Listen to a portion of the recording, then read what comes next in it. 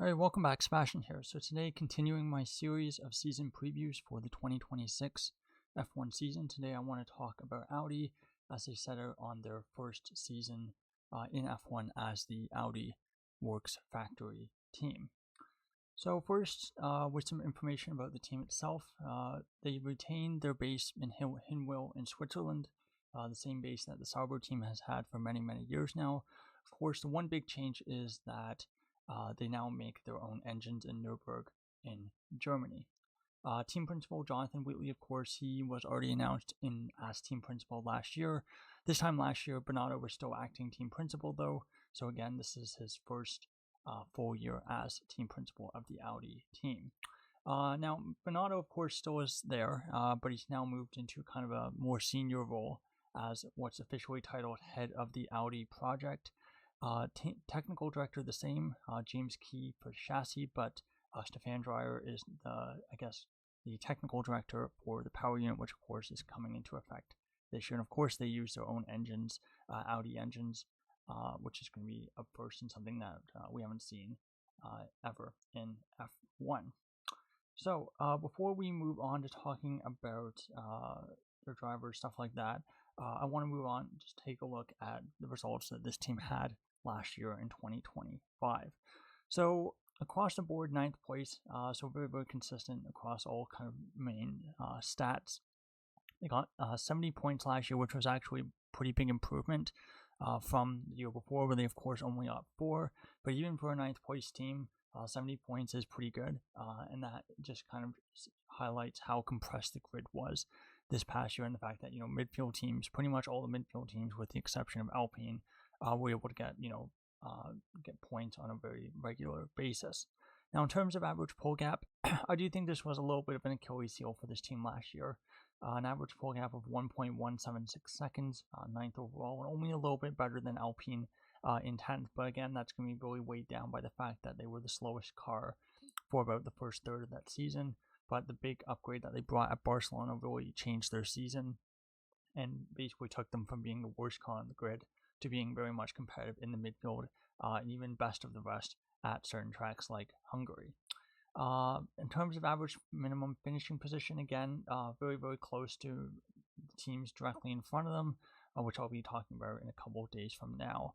But 9.67 is a big improvement from last year, but again, still only 9th in the field. So I think the goal for Audi this year, I think, is going to be, it's going to be a challenge to, I think, get some of these totals. I think 70 points would be really big. But again, I'll talk about that a little bit towards the end of this video.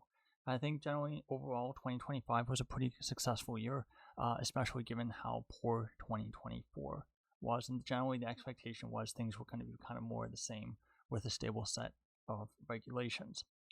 So taking a look at their first year record in new regulation changes, because this of course is going to be a theme for this year, as this is one of the biggest regulation changes we've had in F1 history.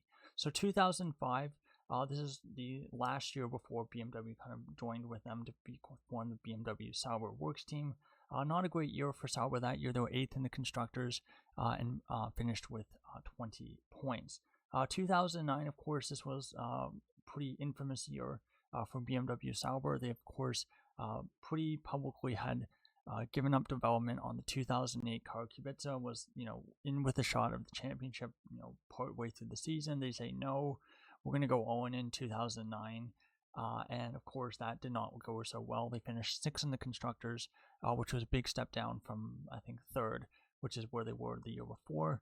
They only got 36 points. And then, of course, to make matters even worse, they then pull out of F1 at the end of the season. So go from, being in contention for championship to basically not being in F1 in 2 years. So very rapid fall. Obviously, the financial crisis of 2008, 2009, was a big part of that. But still, the team did not do particularly well with those new 2009 regulations. 2014 was also quite bad. 2013 had been a pretty good year for the team. Hulkenberg was doing some really solid results, but 2014 was a massive step backwards. They finished 10th in the constructors, no points, even finished behind Marussia.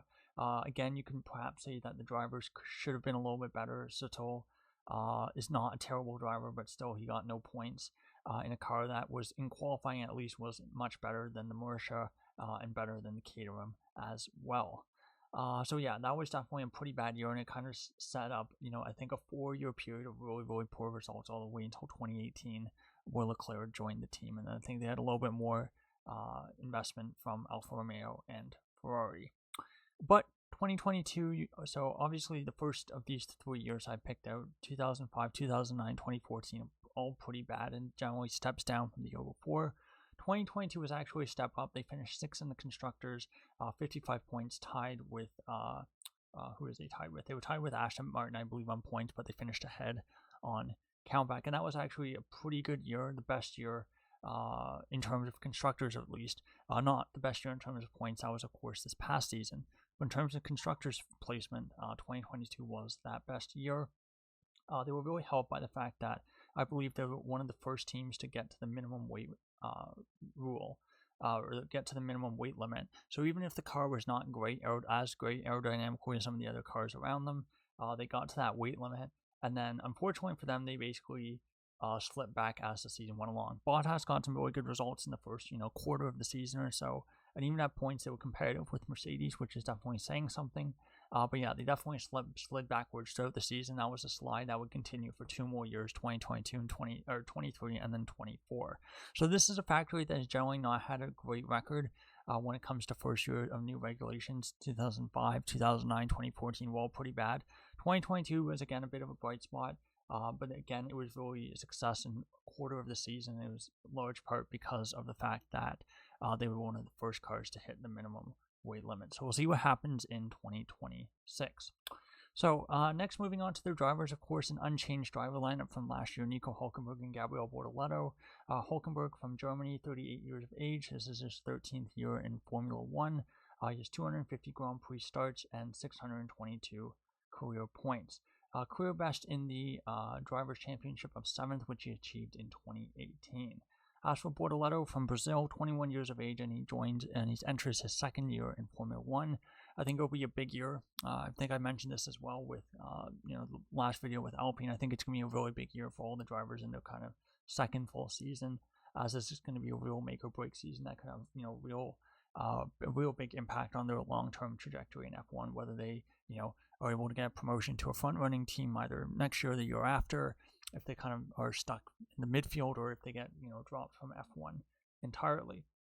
But for Bortoleto, of course, 24 races so far, 19 points in his career, and his career best in the championship is 19th, which he achieved, of course, last year in 2025. Now, for some more advanced stats, some other stats as well, for Hülkenberg, he, of course, has no wins, 1 pole position from his rookie season, actually, and he, of course, got that very famous maiden podium last year at the 2025 British Grand Prix.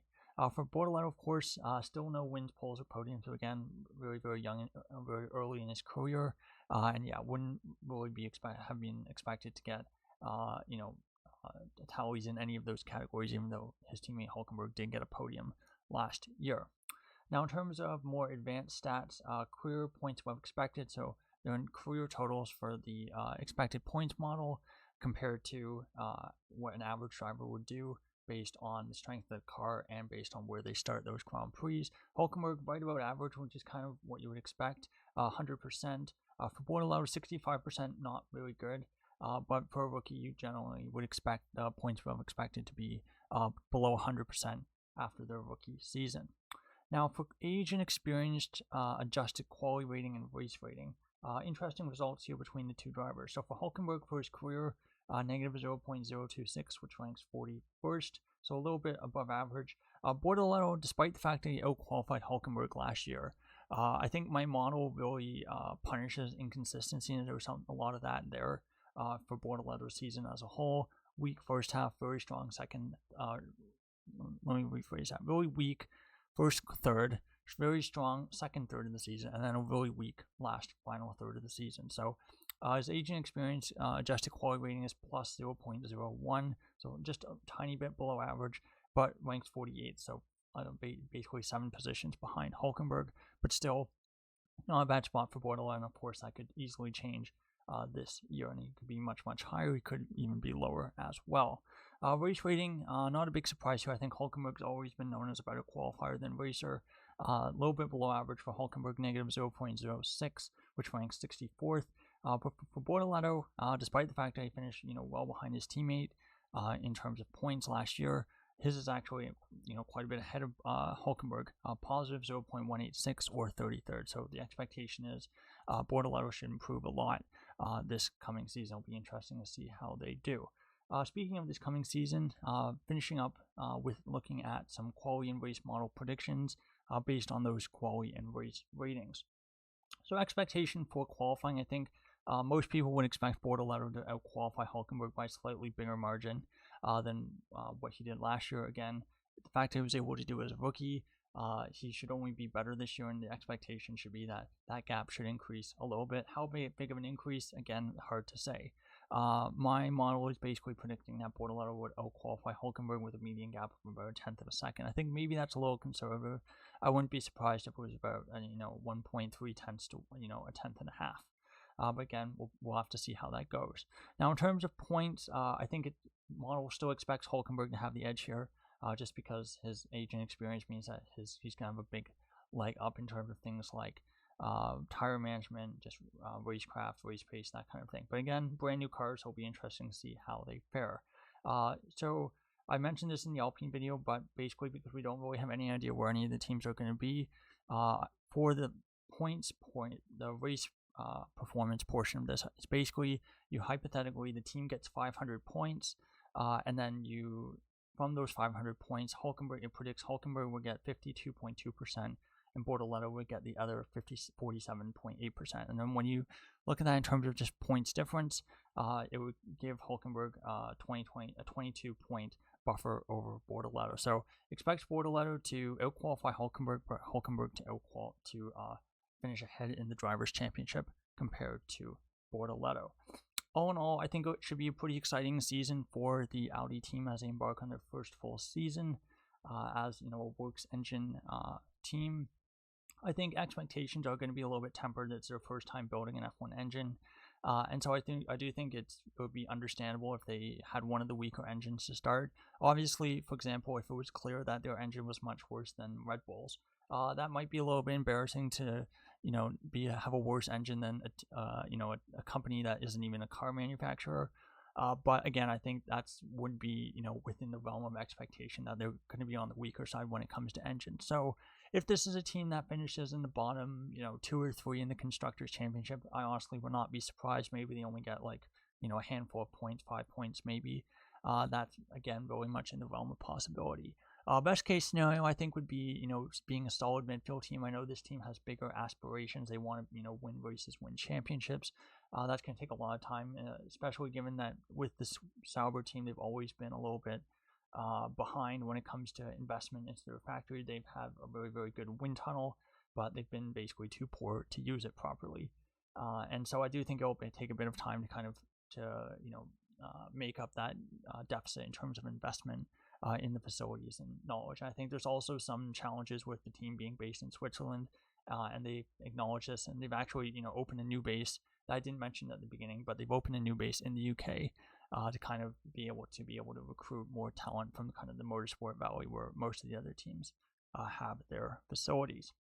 So it should be a really good, exciting season for the team. It will be interesting to see what Hulkenberg and Bortoleto can do. Hulkenberg, of course, getting up there in age, he's in his late 30s now. This very well could be his final season in F1. Wouldn't be a big surprise if it was. And if that was the case, then Audi would be needing another driver. And again, that would be an interesting pointed discussion, interesting topic to look at if it became obvious, partway through the season that, Hulkenberg was either going to hang them up or if, just from a performance perspective, it was just not that close to Bortoleto and, for performance reasons, if Audi started looking for another driver. But there you go. That's my season preview for the Audi F1 team. Thank you so much for watching. Goodbye.